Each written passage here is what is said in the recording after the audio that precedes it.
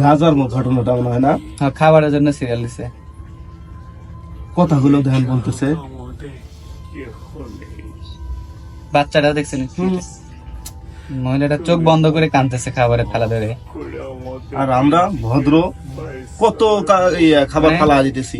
2025 সালে এসে এই আধুনিক যুগে আমরা মানে নিজের চোখে না দেখলে কখনো বিশ্বাস করতে না। পারতাম না যে খাবারের জন্য মানুষ মারা যাচ্ছে। শত শত হাজার হাজার মানুষ খাবারের পাত্র নিয়ে দাঁড়িয়ে আছে, তাও খাবার পাবে কিনা তাও অনিশ্চিত।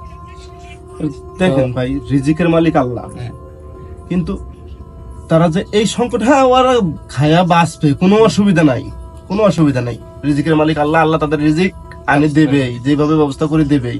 কিন্তু আমরা যদি সেটা দেখিয়া চোখ বন্ধ করে রাখলাম, এটা মানসিকতার কাজ হবে না। মুসলমান হিসেবে মানসিকতার কাজ হবে না। তো যাদের যতখানি সামর্থ্য তাদের সাহায্য করার জন্য এগিয়ে আসুন। ভাই আসলে সাহায্য করতে চাইলে অনেক ভাবে